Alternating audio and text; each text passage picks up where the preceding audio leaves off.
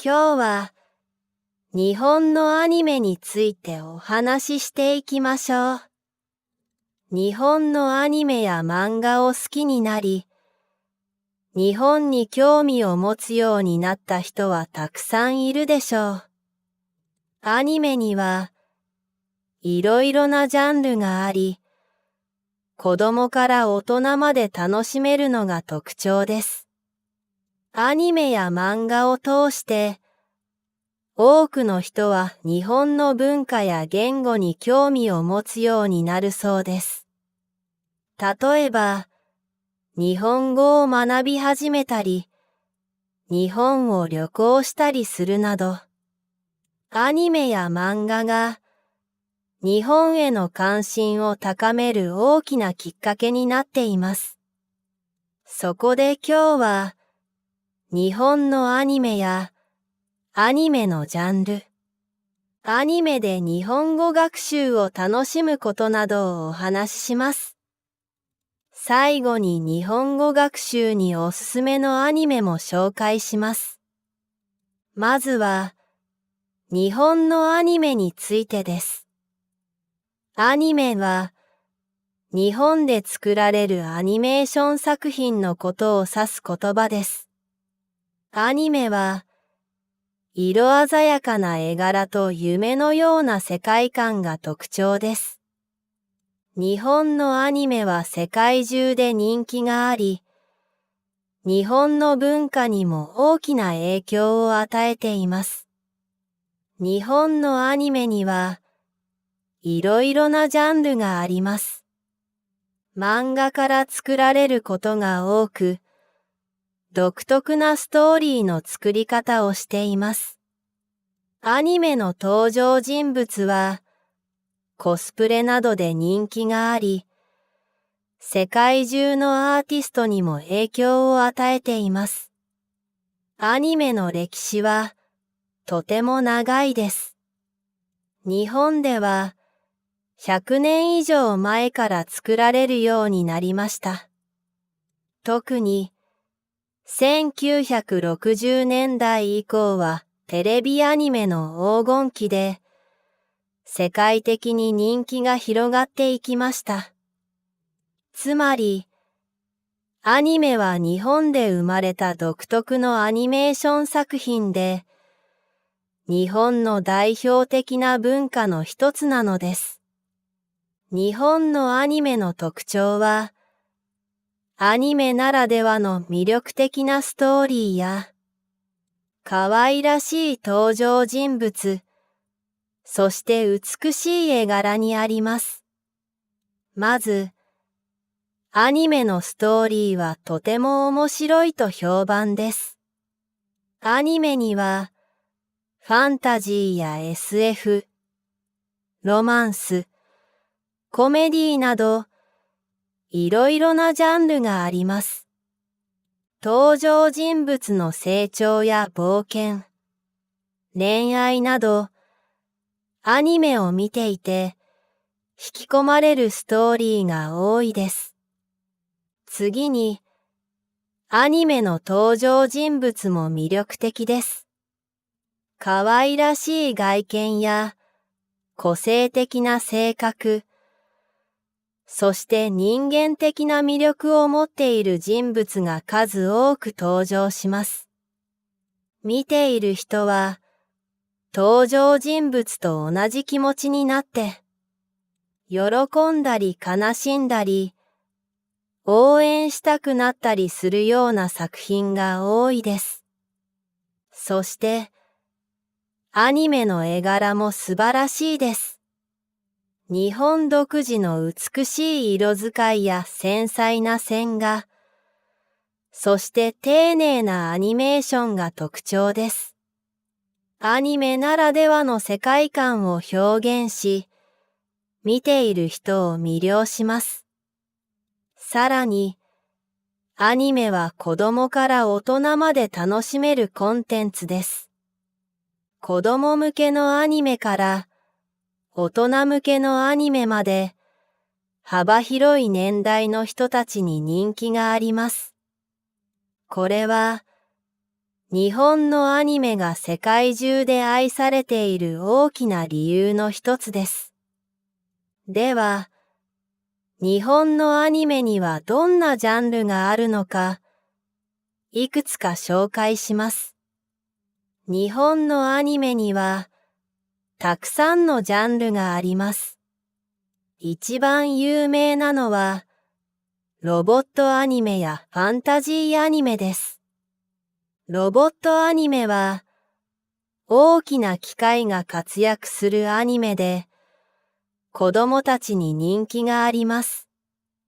例えば、機動戦士ガンダムや、新世紀エヴァンゲリオンなどです。昔のロボットアニメと比べると、今のロボットアニメのストーリーはとても複雑です。そのため、大人にもとても人気があります。ファンタジーアニメは、魔法や妖精などが出てくる架空の世界が描かれています。例えば、ソードアートオンラインや鋼の錬金術師などです。最近では、ファンタジーアニメの中でも、異世界に転移するアニメが増えてきました。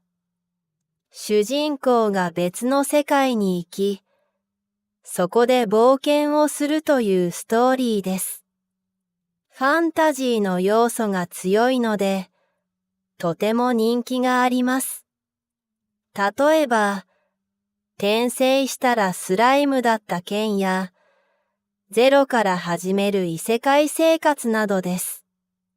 その他にも、学校を舞台にしたアニメがあります。学園アニメと呼ばれ、学生たちの日常生活や友情が描かれています。恋愛アニメも人気があり、登場人物同士の恋の物語が楽しめます。例えば、ラブライブや評価などです。また、スポーツアニメも多いです。野球やサッカー、バスケットボールなど、スポーツを題材にしたアニメで、白熱した試合のシーンが見られます。例えば、スラムダンクやハイキューなどです。さらに、ホラーやサスペンスのジャンルもあります。怖い話や謎を解くストーリーが描かれ、特に大人に人気があります。例えば、日暮らしの泣く頃にやデスノートなどです。このように、日本のアニメには数えきれないほどのいろいろなジャンルがあります。子供から大人まで楽しめるアニメがたくさんあります。ぜひお気に入りのアニメを見つけて楽しんでみてくださいね。日本語を学んでいる皆さんの中には、アニメがきっかけで日本語の勉強を始めた人もいると思います。日本語は習得が難しい言語だと言われています。勉強を始めた人の中には、途中で挫折してしまう人も少なくありません。しかし、日本語の勉強を諦めないためには、楽しみながら続けることが大切です。そこで、アニメが楽しむだけのものではなく、日本語の勉強としても役に立つことは、良い点だと言えるでしょう。何よりもモチベーションを保つことが大事です。日本のアニメの多くは、1話が30分程度の長さです。これは、日本語の勉強のために見る場合、集中して見ることができる良い長さです。また、日本のアニメは、声優さんによる聞き取りやすい声が映像に当てられているので、一つ一つの言葉が聞き取りやすく、リスニングの練習としても最適です。アニメには、日本語の会話がたくさん出てきます。そのため、アニメを見る人は、日本語の会話をよく理解できるようになります。また、アニメの登場人物の言葉遣いを学ぶことで、日本語を上手に使えるようになります。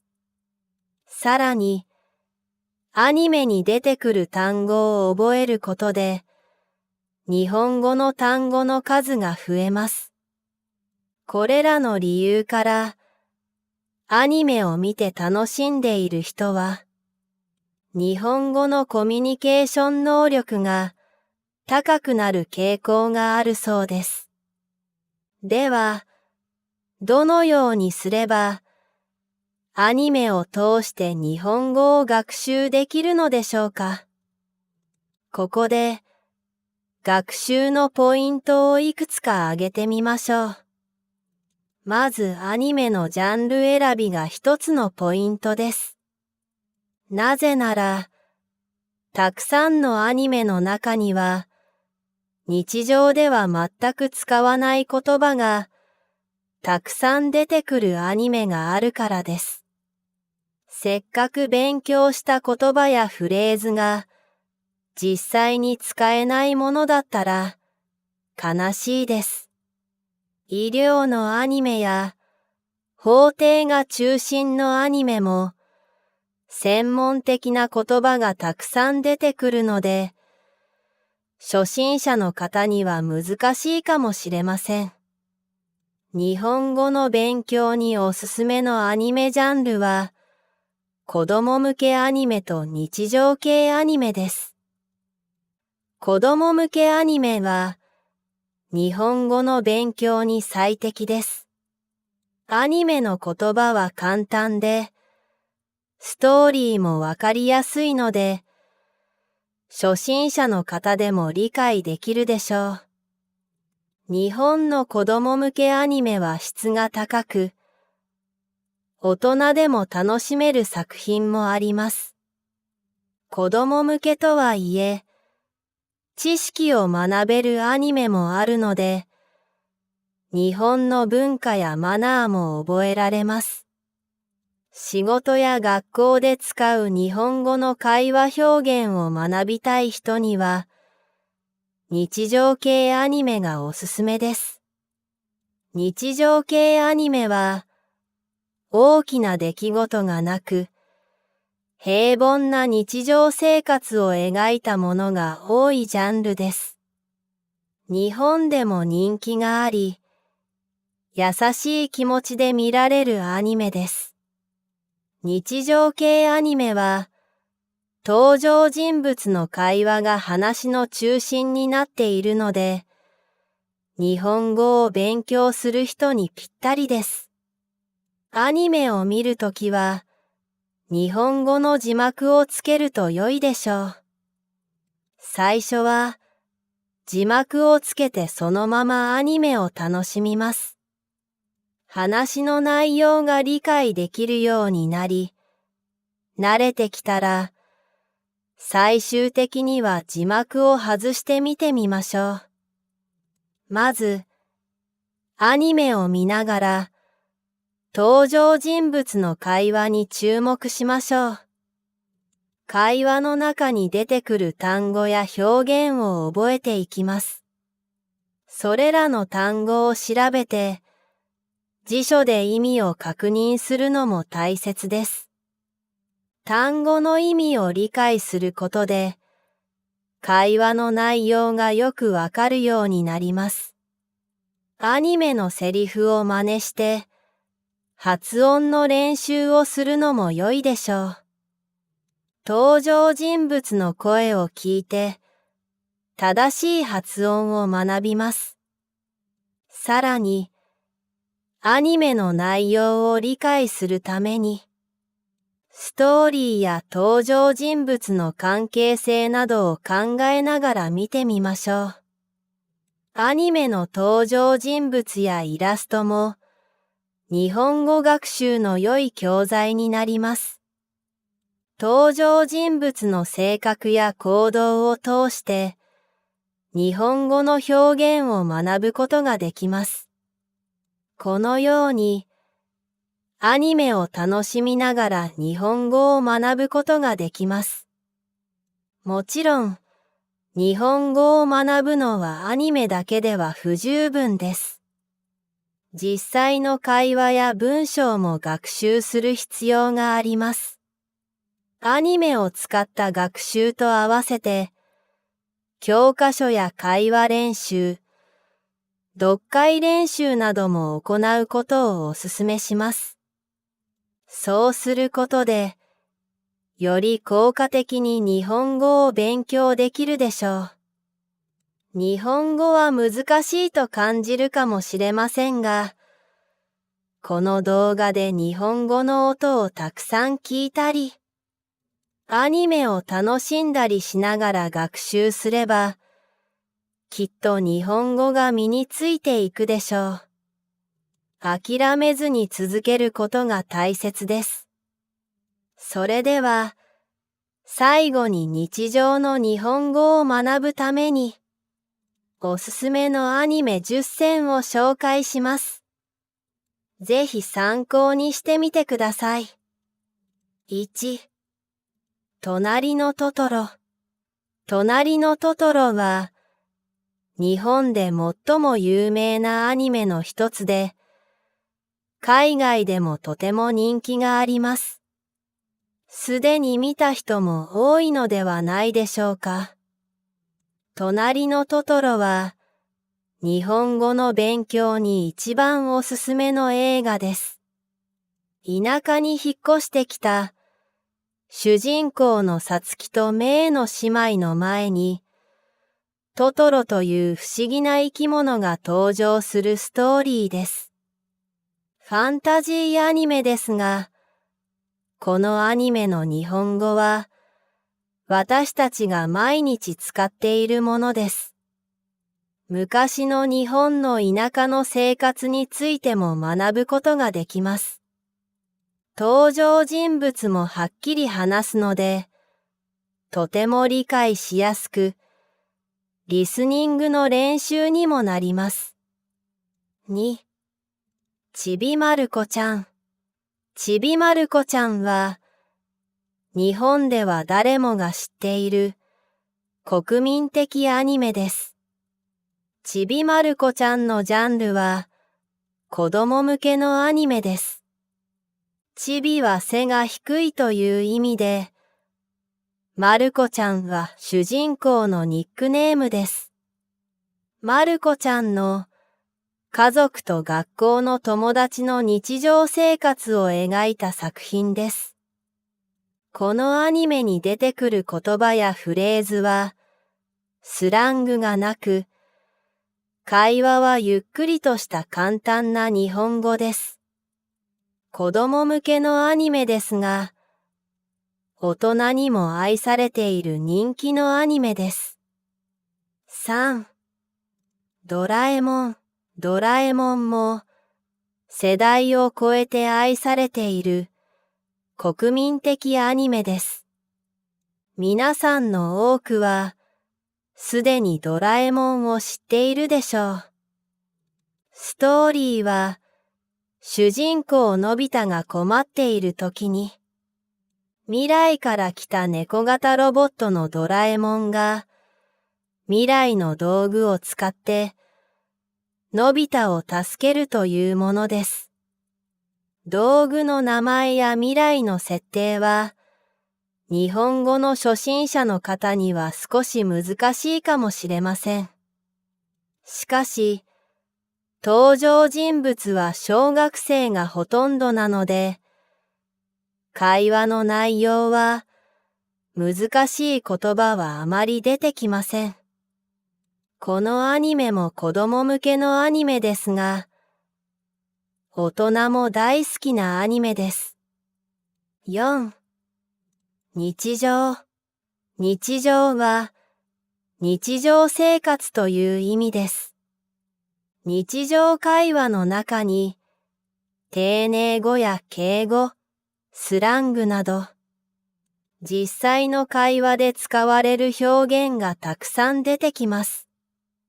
日常というタイトルですが、日常ではありえない不思議なことが次々と起こります。それがこのアニメの中で面白いところです。日常のジャンルはギャグアニメなので、楽しみながら日本語を学習できるという点もおすすめポイントです。このアニメを楽しみながら自然と日本語に親しむことができます。5. のんのん日和。のんのん日和は、とある田舎町の学校に通う、学年がバラバラな5人の生徒が登場するアニメです。全校生徒がたったの5人しかいないのですが、彼らの日常の生活にとても癒されるアニメです。街には、ショッピングモールはない、カラオケもない、コンビニもないという環境での彼らのスローライフの様子を楽しむ作品です。登場人物が子供たちなので、会話もわかりやすく、また日本の田舎の日常を感じられるアニメです。6. 魔女の宅急便。魔女の宅急便は、スタジオジブリの人気のアニメです。ファンタジーアニメですが、現代の日本でも使われる会話表現がたくさん出てきます。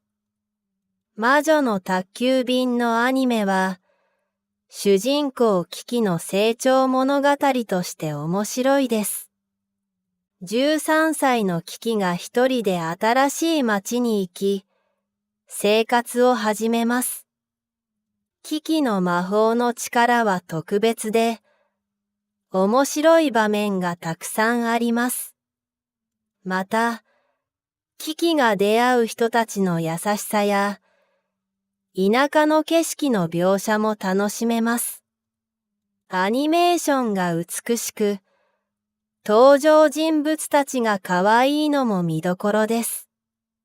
物語の展開も心温まるものがあり、家族や友情、夢の大切さを感じられるアニメです。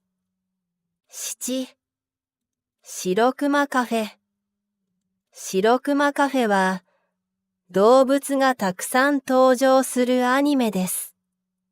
カフェを経営する熊とカフェのお客さんであるいろいろな動物たちとの心温まるアニメです。動物たちが人間のように行動したり、話したりする様子がかわいいです。このアニメは、ゆっくりした雰囲気で進んでいくので、初心者の方でも理解しやすいです。動物たちの日常生活を見て、楽しみながら、いろいろな日本語のフレーズを勉強できます。8. 獣フレンズ。獣フレンズは、日本で社会現象となったかわいいアニメです。動物たちが女の子の姿になっている擬人化アニメです。獣とは、日本語で毛の生えた動物を意味します。このアニメでは、サーバルキャットやアライグマが出てきます。擬人化とは、動物や物を人間のように見立てることです。このアニメの日本語は、動物の説明以外は驚くほど簡単です。また、登場人物はとてもゆっくり話すので、とても理解しやすいです。何より、キャラクターが可愛らしく、楽しみながら見ることができます。9、君に届け。君に届けは恋愛アニメです。とても可愛くて感動的なアニメです。とても静かな主人公の女の子が愛と友情を通して成長します。主人公を応援したくなるハートフルなアニメです。時には笑顔になったり、時には涙を流したりと、いろいろな感情が描かれています。アニメは優しい雰囲気と美しいアニメーションで人気があります。主人公の日本語は本当にきちんとしていて、美しい日本語です。また、恋愛で使われるフレーズがたくさん出てきます。君に届けは、心が温かくなる人気のアニメです。10、君の名は。君の名は、世界中にファンの多いアニメです。登場人物が使う言葉は、毎日の生活で使う日本語が多いので、実際の会話に役立ちます。また、アニメの会話は自然なスピードで進むので、日本語の聞く力を上げるのに良いです。さらに、田舎と東京の両方の場面があるので、いろいろな表現や方言を学ぶことができます。このアニメを通じて、日本の文化や習慣をよく知ることができます。特に、田舎の生活や伝統的な行事が描かれているので、日本のいろいろな文化に触れることができます。また、このアニメの感動的なストーリーは心に残りやすく、学んだ日本語も覚えやすくなります。以上が日本語学習におすすめの人気アニメです。他にも良いアニメがたくさんあります。一番大切なのは気に入ったアニメを楽しむことです。楽しく継続して日本語を勉強していきましょう。いかがでしたか？今日は日本のアニメについていろいろなことをお話ししました。この動画が皆さんの日本語学習に役立つと嬉しいです。もっと役立つ動画を作るため、グッドボタンやチャンネル登録をお願いします。最後まで見てくださりありがとうございました。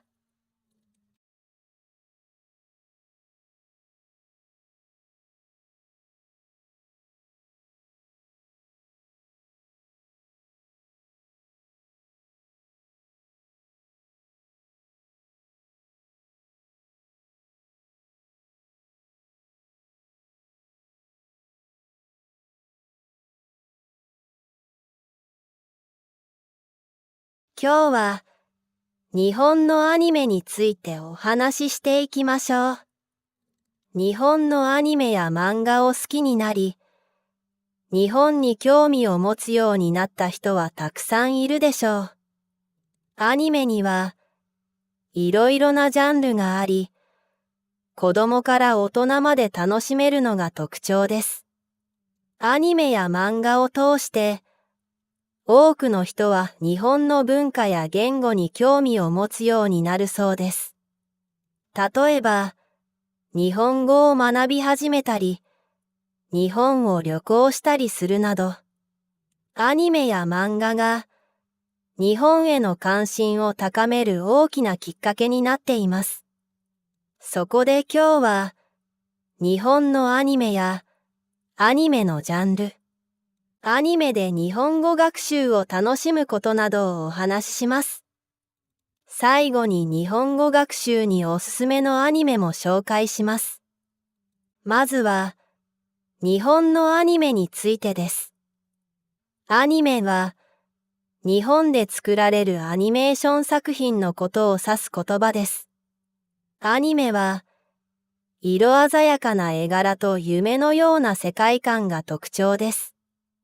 日本のアニメは世界中で人気があり、日本の文化にも大きな影響を与えています。日本のアニメには、いろいろなジャンルがあります。漫画から作られることが多く、独特なストーリーの作り方をしています。アニメの登場人物は、コスプレなどで人気があり、世界中のアーティストにも影響を与えています。アニメの歴史は、とても長いです。日本では、100年以上前から作られるようになりました。特に、1960年代以降はテレビアニメの黄金期で、世界的に人気が広がっていきました。つまり、アニメは日本で生まれた独特のアニメーション作品で、日本の代表的な文化の一つなのです。日本のアニメの特徴は、アニメならではの魅力的なストーリーや、可愛らしい登場人物、そして美しい絵柄にあります。まず、アニメのストーリーはとても面白いと評判です。アニメには、ファンタジーや SF、ロマンス、コメディなど、いろいろなジャンルがあります。登場人物の成長や冒険、恋愛など、アニメを見ていて、引き込まれるストーリーが多いです。次に、アニメの登場人物も魅力的です。可愛らしい外見や、個性的な性格、そして人間的な魅力を持っている人物が数多く登場します。見ている人は、登場人物と同じ気持ちになって、喜んだり悲しんだり、応援したくなったりするような作品が多いです。そして、アニメの絵柄も素晴らしいです。日本独自の美しい色使いや繊細な線画、そして丁寧なアニメーションが特徴です。アニメならではの世界観を表現し、見ている人を魅了します。さらに、アニメは子供から大人まで楽しめるコンテンツです。子供向けのアニメから大人向けのアニメまで幅広い年代の人たちに人気があります。これは日本のアニメが世界中で愛されている大きな理由の一つです。では、日本のアニメにはどんなジャンルがあるのか、いくつか紹介します。日本のアニメには、たくさんのジャンルがあります。一番有名なのは、ロボットアニメやファンタジーアニメです。ロボットアニメは、大きな機械が活躍するアニメで、子供たちに人気があります。例えば、機動戦士ガンダムや、新世紀エヴァンゲリオンなどです。昔のロボットアニメと比べると、今のロボットアニメのストーリーはとても複雑です。そのため、大人にもとても人気があります。ファンタジーアニメは、魔法や妖精などが出てくる架空の世界が描かれています。例えば、ソードアートオンラインや鋼の錬金術師などです。最近では、ファンタジーアニメの中でも、異世界に転移するアニメが増えてきました。主人公が別の世界に行き、そこで冒険をするというストーリーです。ファンタジーの要素が強いので、とても人気があります。例えば、転生したらスライムだった件や、ゼロから始める異世界生活などです。その他にも、学校を舞台にしたアニメがあります。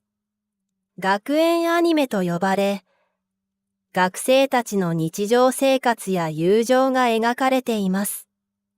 恋愛アニメも人気があり、登場人物同士の恋の物語が楽しめます。例えば、ラブライブや評価などです。また、スポーツアニメも多いです。野球やサッカー、バスケットボールなど、スポーツを題材にしたアニメで、白熱した試合のシーンが見られます。例えば、スラムダンクやハイキューなどです。さらに、ホラーやサスペンスのジャンルもあります。怖い話や謎を解くストーリーが描かれ、特に大人に人気があります。例えば、日暮らしの泣く頃にやデスノートなどです。このように、日本のアニメには数えきれないほどのいろいろなジャンルがあります。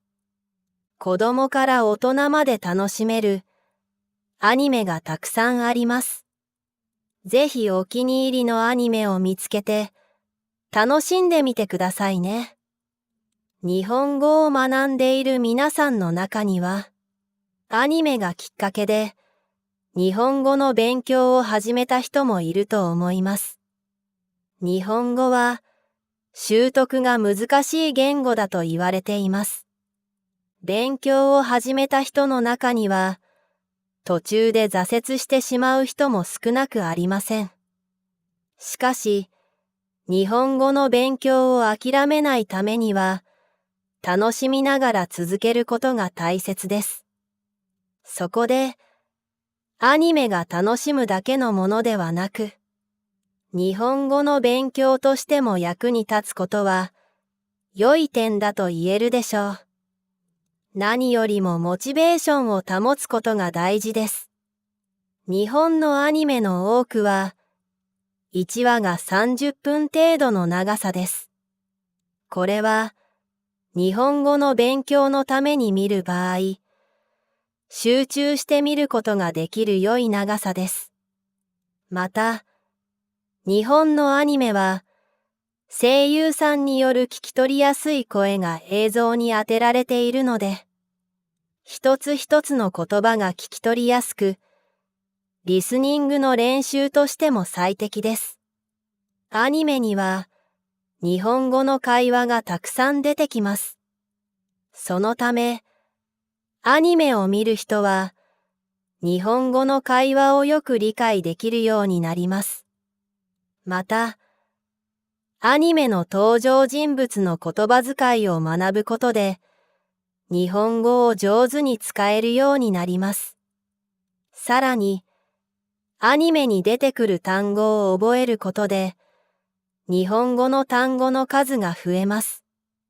これらの理由から、アニメを見て楽しんでいる人は、日本語のコミュニケーション能力が高くなる傾向があるそうです。では、どのようにすれば、アニメを通して日本語を学習できるのでしょうか。ここで、学習のポイントをいくつか挙げてみましょう。まずアニメのジャンル選びが一つのポイントです。なぜなら、たくさんのアニメの中には、日常では全く使わない言葉がたくさん出てくるアニメがあるからです。せっかく勉強した言葉やフレーズが実際に使えないものだったら悲しいです。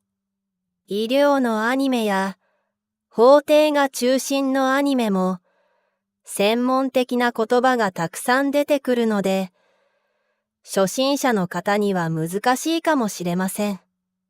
日本語の勉強におすすめのアニメジャンルは、子供向けアニメと日常系アニメです。子供向けアニメは、日本語の勉強に最適です。アニメの言葉は簡単で、ストーリーもわかりやすいので、初心者の方でも理解できるでしょう。日本の子供向けアニメは質が高く、大人でも楽しめる作品もあります。子供向けとはいえ、知識を学べるアニメもあるので、日本の文化やマナーも覚えられます。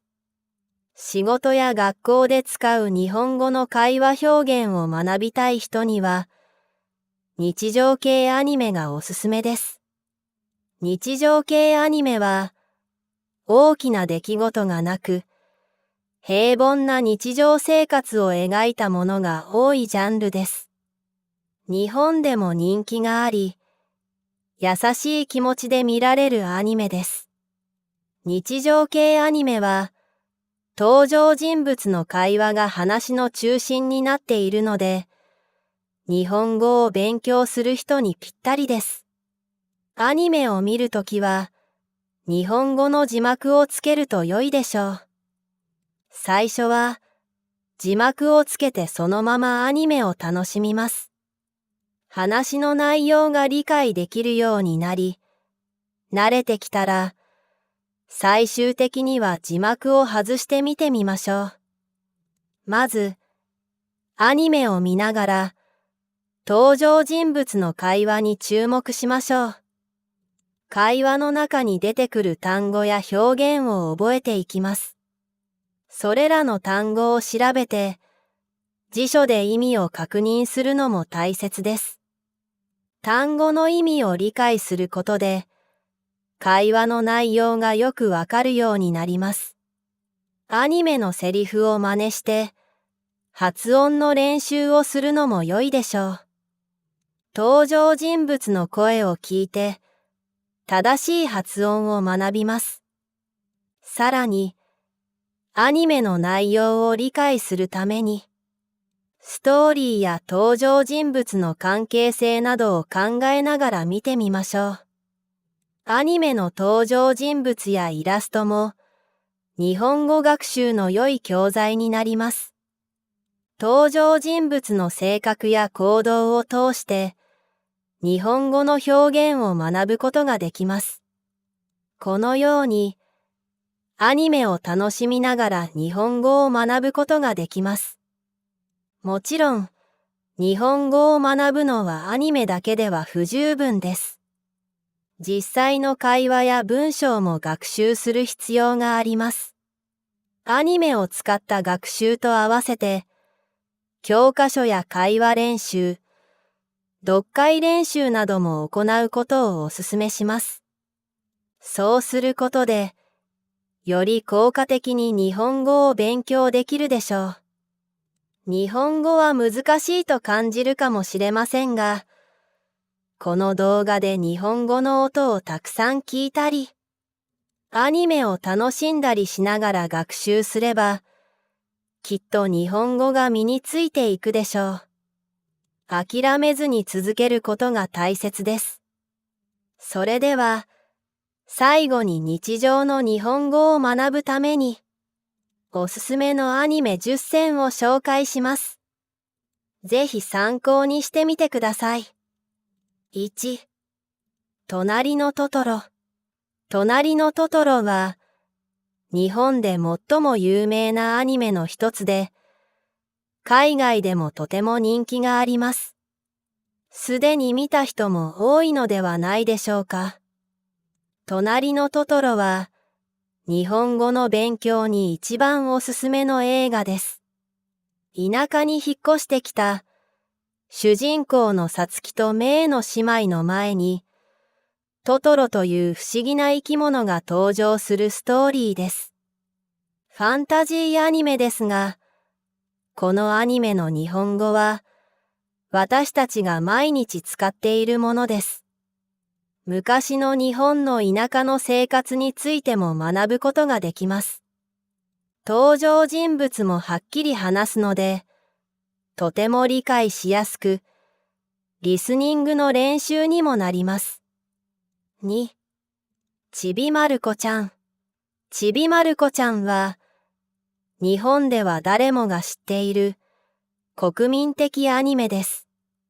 ちびまる子ちゃんのジャンルは、子供向けのアニメです。ちびは背が低いという意味で、まる子ちゃんは主人公のニックネームです。まる子ちゃんの家族と学校の友達の日常生活を描いた作品です。このアニメに出てくる言葉やフレーズは、スラングがなく、会話はゆっくりとした簡単な日本語です。子供向けのアニメですが、大人にも愛されている人気のアニメです。3、ドラえもん。ドラえもんも世代を超えて愛されている国民的アニメです。皆さんの多くはすでにドラえもんを知っているでしょう。ストーリーは主人公のび太が困っている時に未来から来た猫型ロボットのドラえもんが未来の道具を使ってのび太を助けるというものです。道具の名前や未来の設定は日本語の初心者の方には少し難しいかもしれません。しかし、登場人物は小学生がほとんどなので、会話の内容は難しい言葉はあまり出てきません。このアニメも子供向けのアニメですが、大人も大好きなアニメです。4、日常。日常は日常生活という意味です。日常会話の中に丁寧語や敬語、スラングなど実際の会話で使われる表現がたくさん出てきます。日常というタイトルですが、日常ではありえない不思議なことが次々と起こります。それがこのアニメの中で面白いところです。日常のジャンルはギャグアニメなので、楽しみながら日本語を学習できるという点もおすすめポイントです。このアニメを楽しみながら自然と日本語に親しむことができます。5、のんのん日和。のんのん日和は、とある田舎町の学校に通う、学年がバラバラな5人の生徒が登場するアニメです。全校生徒がたったの5人しかいないのですが、彼らの日常の生活にとても癒されるアニメです。町には、ショッピングモールはない、カラオケもない、コンビニもないという環境での彼らのスローライフの様子を楽しむ作品です。登場人物が子供たちなので、会話もわかりやすく、また日本の田舎の日常を感じられるアニメです。6、魔女の宅急便。魔女の宅急便は、スタジオジブリの人気のアニメです。ファンタジーアニメですが、現代の日本でも使われる会話表現がたくさん出てきます。魔女の宅急便のアニメは、主人公キキの成長物語として面白いです。13歳のキキが一人で新しい町に行き、生活を始めます。キキの魔法の力は特別で、面白い場面がたくさんあります。また、キキが出会う人たちの優しさや、田舎の景色の描写も楽しめます。アニメーションが美しく、登場人物たちが可愛いのも見どころです。物語の展開も心温まるものがあり、家族や友情、夢の大切さを感じられるアニメです。7、白熊カフェ。白熊カフェは動物がたくさん登場するアニメです。カフェを経営する熊とカフェのお客さんであるいろいろな動物たちとの心温まるアニメです。動物たちが人間のように行動したり、話したりする様子が可愛いです。このアニメはゆっくりした雰囲気で進んでいくので、初心者の方でも理解しやすいです。動物たちの日常生活を見て、楽しみながら、いろいろな日本語のフレーズを勉強できます。8、獣フレンズ。獣フレンズは、日本で社会現象となった可愛いアニメです。動物たちが女の子の姿になっている擬人化アニメです。獣とは、日本語で毛の生えた動物を意味します。このアニメでは、サーバルキャットやアライグマが出てきます。擬人化とは、動物や物を人間のように見立てることです。このアニメの日本語は、動物の説明以外は驚くほど簡単です。また、登場人物はとてもゆっくり話すので、とても理解しやすいです。何より、キャラクターが可愛らしく、楽しみながら見ることができます。9、君に届け。君に届けは恋愛アニメです。とても可愛くて感動的なアニメです。とても静かな主人公の女の子が愛と友情を通して成長します。主人公を応援したくなるハートフルなアニメです。時には笑顔になったり、時には涙を流したりと、いろいろな感情が描かれています。アニメは優しい雰囲気と美しいアニメーションで人気があります。主人公の日本語は本当にきちんとしていて、美しい日本語です。また、恋愛で使われるフレーズがたくさん出てきます。君に届けは、心が温かくなる人気のアニメです。10、君の名は。君の名は、世界中にファンの多いアニメです。登場人物が使う言葉は、毎日の生活で使う日本語が多いので、実際の会話に役立ちます。また、アニメの会話は自然なスピードで進むので、日本語の聞く力を上げるのに良いです。さらに、田舎と東京の両方の場面があるので、いろいろな表現や方言を学ぶことができます。このアニメを通じて、日本の文化や習慣をよく知ることができます。特に、田舎の生活や伝統的な行事が描かれているので、日本のいろいろな文化に触れることができます。また、このアニメの感動的なストーリーは心に残りやすく、学んだ日本語も覚えやすくなります。以上が日本語学習におすすめの人気アニメです。他にも良いアニメがたくさんあります。一番大切なのは気に入ったアニメを楽しむことです。楽しく継続して日本語を勉強していきましょう。いかがでしたか？今日は日本のアニメについていろいろなことをお話ししました。この動画が皆さんの日本語学習に役立つと嬉しいです。